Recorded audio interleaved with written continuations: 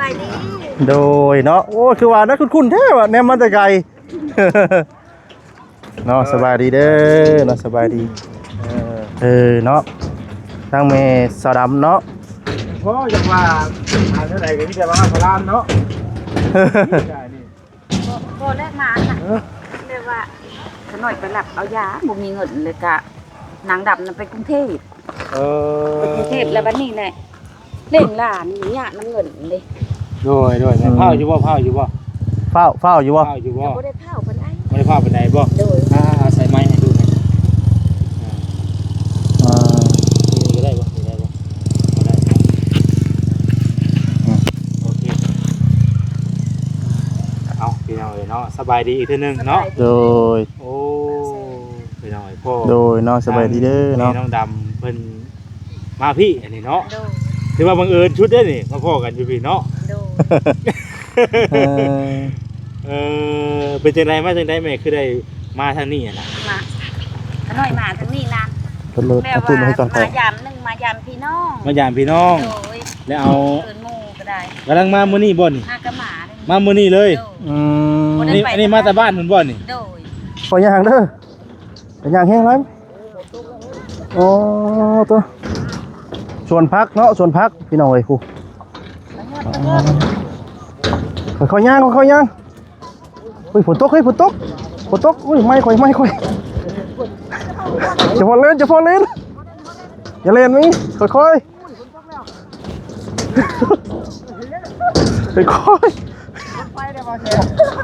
โอ้ย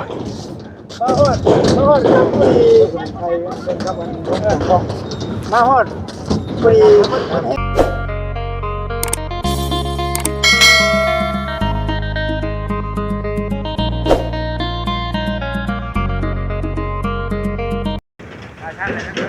พี่น้องเนาะกราบทักทายสบายดีเด้อสบายดีและสวัสดีพ่อแม่พี่น้อง FC เบิร์ดสู่คนพี่น้องเนาะดีต้อนรับทานก็สู่ซองบ่าวซารีซาแนลอีกแล้วพี่น้องเนาะพบกันคือเก่าพี่น้องเนาะตัดภาพมาวันนี้พี่น้องเนาะมาบ้านนารายพี่น้องเนาะเมืองพารานไซแขวงสวรรณเขตพี่น้องเนาะตัวเป็นสะพานหรือว่าสะพานก็เป็นน้องบ่เป็นสะพานเล็กที่บ่มีความในนาดีน้อยเนาะโอ้เมตู้อันแม่อันสาวดำบ่พี่น้องเนาะโอ้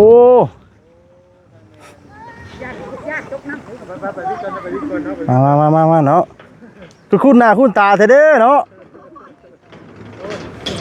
โอ้เราสบายดีเด้อสบายดีโดยเนาะโอ้คือว่านะคุ้นๆแท้ว่ะแนมมาแต่ไกลเนาะสบายดีเด้อเนาะสบายดีเนาะทางเมสาวดำเนาะเพราะอย่างว่าเท่าไหร่ก็มีแต่ว่าพลานเนาะโบแรกมาเรียกว่าขน่อยไปหลับเอายาบ่มีเงินเลยกะนางดำนั่นไปกรุงเทพไปกรุงเทพแล้ววันนี้แหละเล่นหลานนี่น้ำเงินเลยด้วยเผาอยู่บ่เฝ้าอยู่บ่บ่ได้เผาปานใดไม่ได้เผาปานใดบ่ใส่ไม้ให้ดูหน่อยนี่ได้บ่ได้โอเคเอาพี่น้องเนาะสบายดีอีกทีนึงเนาะโดยโอ้พี่น้องพ่อโดยเนาะสบายดีเด้อเนาะน้องดำเพิ่นมาพี่อันนี้เนาะถือว่าบังเอิญชุดได้นี่มาพ่อกันอยู่พี่เนาะเป็นจังไดมาจังไดแม่คือได้มาทางนี้น่ะมาขน่อยมาทางนี้นาน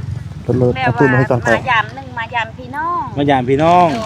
แล้วเอาเอิ้นหมู่ก็ได้กำลังมามื้อนี้บ่นี่มามื้อนี้เลยอันนี้มาแต่บ้านเพิ่นบ่นี่โดยขน่อยบ่ได้ไปได้นางดำมาแล้วนางดำไปกรุงเทพกะ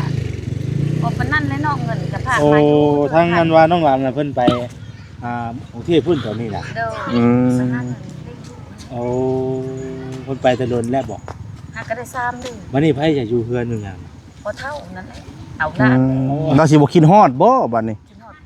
กินฮอดไม่ตู้แล้ว โอ้ยน้องก็ไปตามทุกตามหญ้าซะก่อน จะว่าเราให้กินฮอดไม่ตู้แล้วบ่จักป่านนี้ เอาล้าน เอาหลานบ่เออเพิ่นอยู่เอาหลานเนาะไปตู้น่ะมานี่น่ะคือมาหยังอื่นมาแบบใด หมาแบบนี้ขน้อยอยู่หลับเอายาเพิ่นแบบยาน้ำดำมาเด้ อ๋อ มาแล้วเนาะขาย เราขายตามมันชาวบ้านแต่เริ่มคนนี่บ่ โดยพอได้กินแน่เล็กน้อยพอได้ซื้อหนุ่มนั่นเลยเองล่ะ โอ้ อืม กำลังมามื้อนี้ติแม่ หากะหมามื้อนี้แต่โดดแล้วบ่ได้หมานี่ เอ้าแต่ก่อนน่ะอยู่บ้านบ่ โดย แต่ถ้าขึ้นมามื้อนี้ โดย โอ้มาแล้วผู้ดีมันกำลังมาฮอดผู้ดีพบกันอยู่นี่เลยเนาะ โดยสาธุ โดย ปกปักรักษาให้ได้พบแต่ความสุขกายสบายใจ โด นะ ก็บ่ได้เข้าไปเยี่ยมไปยามถนนเลยแม่รู้ว่าเป็นจังได เป็นชาดันเป็นเนาะ อยู่บ่ อยู่ไปนั่นๆแหละพ่อก็เจ็บๆเป็นๆนะนางดำข้างหมาชื่อแน่ชื่อยาแน่ อืม ชื่อยาเนาะวันนี้นอนใช่บ่มีเพื่อนพี่น้องบ่ เซลเบสเซล เดินเสี่ยว อยู่เรือนเซียวแล้วมาก็อยู่เรือนเซียวชื่อได้จะบ่รถกินนี่ถามมากี่ชื่อรถอยู่บ่คุณรถอยู่บ่ ชื่อยูหลดให้ดูค่ะ คุ้นๆอยู่ติบ่ คือคุ้นๆอยู่ป่ะหมาประเทศแล้วก็สาธุเที่ยวมาที่ไรบ่เล เอย อพ่อก็อยู่ดีบ่ ครั้งแรกข่าวมามื้อนี้ มาเทื่อแรกไปมาเทื่อแรกก็บ่คือว่าสิพ่อทั้งแม่น้องดำพี่น้องเนาะก็มาเบิ่งว่าเป็นจังได๋หมู่บ้านนี้นะเพิ่นขาดเกินแบบใดแน่สินะก็เลยมาเบิ่งก็คือสิมีอยู่แต่บ้านนอกแถวนี่เนาะหมู่บ้านแถวนี้ มีอยู่บ่จังที่ว่ามีตู้เคยมา นี่ อืม เบอร์โทรแม่มีอยู่บ่มีเบอร์โทรศัพท์บ่ มีตั้งโต ตรงโต๊ะก็ได้เดี๋ยวจะเอาเบอร์ไว้มาบางทีมาอยู่นี่ อยากให้ลูกไปบ้านดงอลา บ้าน เอ้ยนั่นทุกได้เอ้ยของขน้อยนั่น เออ ทุกเลิกบ้านนี้เลย เอาเบอร์แม่ไว้ก่อนก็ได้เดี๋ยวมีหยังก็ลูกๆโทรหาเอากดเบอร์กันกันเลย มีบางเธอขน้อยก็สิไปบ้านดงอลางแล้วขน้อยสิโทรหาเด้อ บ้านหยังก็แม่ ดงอลางพุ่นละทางนึง โอ้ บ้านหลงอลาง เด้อทุกได้เอ้ยขน้อยนั่นเลี้ยงลูกนั่นต้องแต่นั่นเลี้ยงลูกแบบ อื ว่าม คำผ้านะพอตายเป็นน้อยโอ้คนนั้นอันใดก็บ่มี อ๋อนี่บ่เบอร์แม่น่ะ โดย เดี๋ยวลูกกดไว้กัน พระอาจารย์เพิ่นอยู่ดีมีแหงอยู่บ่ โดยอยู่ดีมีแฮงอยู่ บ่ได้เบอร์เพิ่น ถามถึงทั้งพระอาจารย์ได้พี่น้องเอ้ยเนาะ เออ ขึ้นฮอดจดเทิงเพิ่นนั่นแล้วจ้าถูกมึงขุนเพิ่น บ่ได้ชนในเช้าเฮือนใหม่เฮือนงามกันก็ทั้งพระอาจารย์เนาะ แม่ พระอาจารย์ ได้มื้อแต่ละ โดย ผลทันแล้วผู้คนสงสารก็ได้ จังเอกพี่น้องเอ้ยเนาะเอาได้เบอร์แล้วเดี๋ยวลูกสิโทรหาได้ไหมเด้อนี่อย่างนี้ลูกโทรหา โด เด้อ ยโดย ว่าจิตโทรมาเด้อฮัลโหลว่าจิตอยู่ไสน่ะฮัลโหลโดยอยู่ไสตอนนี้อยู่หม้องนี่ ถามมาแล้ว เดี๋ยวถามมาแล้วนี่เห็นบ่เห็นบ่เห็นบ่ให้เปิดบ่แห้งเลยอ๋อเปิดได้แล้ว เนาะอ๋อ เห็นบ่ ถามครัวพี่น้องเอ้ยอ๋อตัว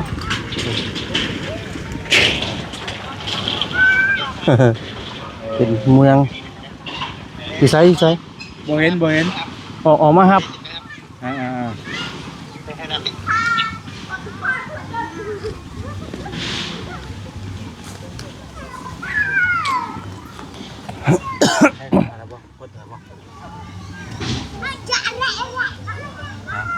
พ่อทางแม่เป็นแม่น้ำใจของลูกไว้ ขอบคุณขอบคุณคนเด้อ โดยคนจะทำไทยทั้งพระอาจารย์อยู่เนาะ เลย ถามแล้วเปลือกกระทามแค่ว่าจื้อซื่อหั่นนะ โดยไทยน้ำยาที่แม่ นี่ เป็นไปได้น่ะเป็นไปได้ ดับขึ้นไปนี่นะ อืม ใส่ตาคันน้อยไปหลับเอาได้นี่น้ำดำอันนี้จะไปหลับเอาไปกิน5,000กะย่าว่าพอได้หนมให้ล้าน เนาะ อ๋อเบียดปัวกระเพาะเนาะ โดย ไปแบบนี้ สลายลิ้นกลัวปลาลงบอก ไปดูกับพ่อก ระเพาะสลายกระเพาะ เดี๋ยว อืม กินคือการทั้งลูกไม่กินยาเลยใช่ไหม ยาน้ำดำเนาะ ยา ไป น้ำ หลั ตา บเอานั่นเพิ่น กระ จะ เพาะ ไป ยังไงเนาะ ไปเลยมือเลยใส่เพิ่นนั่นนะอย่างหนึ่งน้อยก็ไปซื้อนมให้ล่ะ หากขางมานี่จักมือมีตู้จังสิได้เมื่อขายเบิดจักมือโดนบ่ จังว่าเลย เราขายเลยจนถ้าเบิดพุ่นเนาะอืม หาไปแน่นอนไหมเนาะ ดู ตามหาขายตามเขาแบบมีผู้ใจที่แถวนี้แน่เนาะพี่น้องเดียว เซล ขายประมาณจักมือจักสิบเบิด จังหวัดผักมึงนี่แหละจังหวัดนั่นแหละ แม่น จักมือ ขายไปเรื่อยๆเนาะ ดูหมดเดียวก็มือนั้นฉันหมดมือนี่ก็มือ เมื่อไหร่มาขายไป เขานอนจะเอามือหลับเอาคนเด้หลับเอาหมาโบราณคือสาวโก้ เสือซาขวด ดูอันนี้ก็ยังหมดได้แล้วนี่ยังโบราณ อืม ของหมาหมด แล้วก็ขายมาเรื่อย ดูใครแถวนี้และย่างได้ อืม ๆย่างไปเรื่อย ดู ๆมาทำกันบอจิตแน่บอต้าแน่บอต้ากับมา ดีมีเหงมันปลูกทุกคน โดย นอนก็ถึงไปทางไหนกับพ่อกันพี่น้องที่แรก หอดจุ่มอยู่ได้มาบูนะโอ้ไปทะเลที่บางเซนคือโบเห็นคนหมาดิ อ๋อถือว่าเมื่อวานนี่ก็ถือว่าคนหลายเนาะ เฮ้ยว่าจิตมา ห เด้อ ลายคนนั่นแหละ หนาวบ่ เฮ้ยวันจิตมาเด้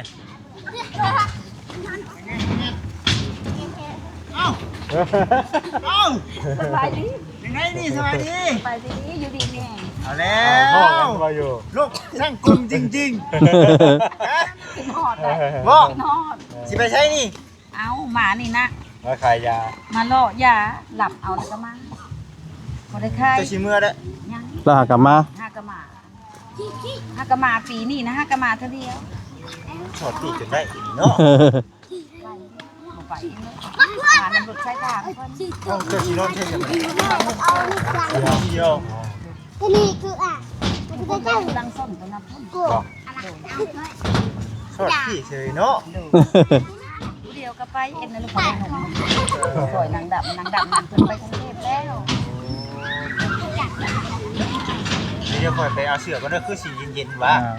ใส่แล้วก่อนให้เป็นวัดทำมีในปิดจมูกจมูกมีมองเราจะมีมองจิต ว่าจิตมีผ้าปิดปากบ่มีผ้าปิดปากบ่บ่มีเออ เบอร์พระอาจารย์เอกขน่อยก็บ่ได้ แล้วลูกก็ยังบริมีเบอร์เพิ่นได้บริมีเบอร์เพิ่น เบอร์อันควรพระอาจารย์ถ้าขน่อยบ่ได้ถ้าขน่อยก็อยู่ไปขึ้นฮอดอยู่นบอยู่อันอย่าเห็นหน้าเพิ่นมา เออ เพิ่นก็บ่ว่างเวียกคือว่าแหละเนาะ โดยเรียกหลายช่วงนี้ไม่ตู้เอ้ย โอ้ยสาธุแหละหมดเดือนห้า แม่มีโอกาสก็สิไปเยี่ยมดูให้อยู่เราอยู่ใกล้อยู่ แม่น เพิ่นปกปักรักษาหมดผู้มาปกปักรักษาก็น้อยเด้อภัยก็ได้ โดย ไม่ใช่คำนั้นก็จะว่าเปล่า อยากขายเนาะ ขายขายยา ได้ข้าวปันเลยดอกข้าวเพิ่นมื้ออื่นเก็บเถาะขายมื้อนี้ก็ทำแหละเถาะขายเพิ่นนั้นกลับมือบอก นี่ครับเลยแต่มาก็บ่เคยมาเลยเทื่อ ถือว่าครั้งแรกไม่ตู้เอ้ยข่าวมา หน้าทองได้เข้าอีกบ่ หน้าทองยังอยู่ หน้าทองนั้นเพิ่นกันส้นนั้นอีหลีอะลอนั่นเพิ่นบ่ได้มีหมา การที่จะว่าคันว่าแม่ไปบ้านอื่นเมืองไกลกับคันฮู้ก็บอกลูกน้องก็ได้เพราะว่าเฮากับบ่ฮู้เด้ ยังบ่ได้เอานี่เบอร์นี่เบอร์เพิ่น ใส่ เบอ เอา ร์ เพื่ออ้อได้เสร็จอ้อได้เสร็จ ลูกหลานนี่ได้น้อยสิโตจังเลย เองโทรก็ได้ พอสิโตตามเพิ่นอันนี้น่ะแกงข้าวกระแดงแกงขัดหม้อเพิ่นก็ได้แบบว่า บ้านนาทองบอก บ่อยู่บ้านลุงอลาแม่นเอ้ บ้าย นหลวง ข อา อง รา น้ ม อยดิอีก ดู โด ดูเข้ามานี่คือเอาบ่ กายอีกทีแบบทางเข้าไปทางคนแก่ ฉันเสือแต่ดอก เส้นทางนั้นมันก็ไปยาก ฉันถาม มันยังจะถึงทางไปยากเนาะ ฉันจะตายทั้งนั้น ยันทางไปยากคณะทองกา อ่า หน้าทองก็แบบว่าเหินเข้าเลยมันเส้นทางไปแบบนี้นากาขนาดมันขาดสำคัญกับขน้อยนี่แหละ ไม่ใช่ไปคันว่ามื้อหน้ามื้อไหนก็จัง นั่งรถ ไปหาเพิ่นก็ได้ โดย สิได้มาเรื่อย โดย นี่ก็มาเป็นมาเป็นมา ดึงเลย มันจับหมาเลย เนาะ เอาหรือย่างมาขาสั้นกิน ย่างกับข้าสั้นแล้วข้าสั้นกระโตฮอดกระโตรับผู้รับจ่าหักหมา ได้ซะมีแต่ว่าเดี๋ยวจะร่วมกันพี่น้องเนาะให้ทั้งแม่ให้เพิ่นไปพักผ่อนก่อนก็ได้ โดยมาแต่มีมาแต่ไกลเนาะ ได้กัน มี เข้า แห่ง มา เดิน ใหม่ ทางปลอดภัยเด้อไปทางไปคืนเด้อดี โดย เนาะ สา ได้ลงมากับพ่อ พระอาจารย์เนาะเพิ่น แม่น ใจบุญแต่พอแต่ละแต่ละองค์แต่ละผู้แต่ละคนเพิ่นอยู่ดีมีแห่งมันผู้คนผู้บอยปกอาหารผ่านอันนายขน้อยผู้ไปกะเพราะเพิ่นมาสดมาซอยปกปักหักษาได้ โดย ไปตลอดเนาะ ไปตลอดนี่นะเขาอยู่ดีมีแห่งสั่น โดย ไปเป็นต้องไปดูเนาะมีแต่ว่าอยู่ดีมีแห้งได้ไปตู้ก็ได้คือเพิ่นออกจากบ้านเรื่อยๆก็ได้พี่น้องเนาะไปไหนกันเดี๋ยวมาทำเป็นแป้งเนาะไปดูเนาะ เอาเนี่ยรอบกันเลย แล้วเดี๋ยว เจ้าก็บอกเท่าก็มีท้องอยู่ปากมีท้องอยู่ชูๆได้ไหมเอ้ยชูๆเนาะ ไปจะทำมาที่ไปหาไปเบิ่งรายการจังว่ากัน โดยโด เดี๋ยวย เอาเบอร์ไปดูไว้อะไรมีอย่างก็หาจังโทรลบผมก็ได้บอกเลยครับโปรเจกต์กันให้ไปดูคนแนะนำบอกเนาะ ได้คือกัน ให้ไปทางลุงอลางกับนาทองเด้อเพราะว่าพี่น้องมันลุงอลางเป็นพี่น้องเลยแท้ๆว่า ลงกระลัง ไก่ มา เติ ท้ บ อง ไก่ได้ลุงอลาง โอ้เขาว่าคาแค่ในตู้อยู่พุ่นให้คักเนาะมีผู้รู้จักกับคนแนะนำกับแค่นี้บ่แหละเนาะ เอ้ยนั่นแหละถูกอีลีเลยเอ้ยขน้อยนี่เบลไปซื้อเอ้ยแล้วสุดลายนะ ไปเบิ่งก้อนเนาะ ไปเบิ่ง ไปใจจะไปหาเงินก่อนก็ได้เนาะบ่จิเนาะไปนี่ อยู่ดี โดยโดยโดยโดยโดยสบายดี เพิ่นปกปัก ได้บ่ตู้นักเตะสิบ่นักเก็บบ่ อันนี้บ่ได้นะเบาอันนี้เครื่องแก้วอันนี้นั่นบ่ได้เปล่า ไปเนาะ สิป้าเบิ่งครอบครัวที่ว่าสำหรับมื้อนี้ก่อนมื้อไหนจึงโตไหม เพราะว่าเฮามากกับแบบนั่นแหละทำแน่ ไป นะ พี่น้องเนาะ เดี๋ยวพวกจะไปหาที่นั่นกัน โอเคไป ไปแล้วไปตู้เดี๋ยวสิ อ้าวเป็นได้ได้ว่าเสียนะคือทิตะแทบวัน บนเองนะ ขี่ขับรถไวอยู่บ่เนาะบัดโอ้เนาะไปกล้าย่างมันอุ้มข่อยย่างเลยกว่าขอย่าน ว่ากินแต่ม่วนฮอดที่1ม่วนอยู่ แม่นจ้ะบัดนี้เบิ่นเฮงคำ จอดนั่นก็ได้จอดในทางนี่เด้อ ทำครัวพี่น้องจอไรก้นบ่มุมนี้เลยพี่น้องเลยเนาะ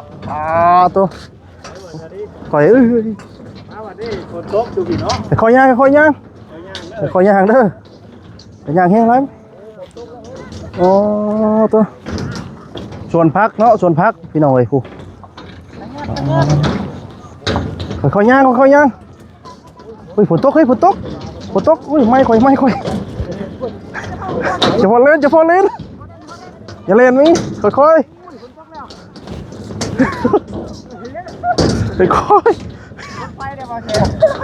โอ้ย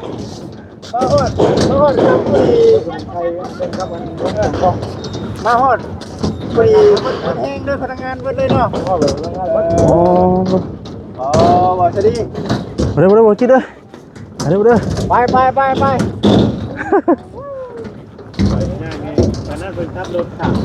เนาะว้าตัวหัวเป็นเนาะบาดเพิ่นคือบ่ย่านเนาะขอย่างนี่ได้อย่างนี้ขาสั้นนะนี่เนาะถ้าใจเขาจะเล่นมันก็เล่นบ่ได้นี่ดิตัวพี่น้องเห็นเนาะอาสาพี่น้องเนาะพอดีว่ามันค่ำเนาะพี่น้องเนาะค่ำแล้วสิพากันเดินทางกลับก่อนวันนี้พี่น้องเนาะพอดีว่าค่ำแล้วสิกลับมันพี่น้องเลยและบ่ได้ไปถ่ายทำตัวเคสที่ว่าทางบ่จิตพี่น้องเนาะครับสัมภาษณ์ตามไทยเบิ่งเนาะค่ำก่อนมาพี่น้องเลยโอกาสหน้าเนาะลาไปก่อนอยู่ดีมีแฮงทุกท่านทุกคนเด้อพี่น้องเด้อเนาะสบายดีพี่น้องสบายดี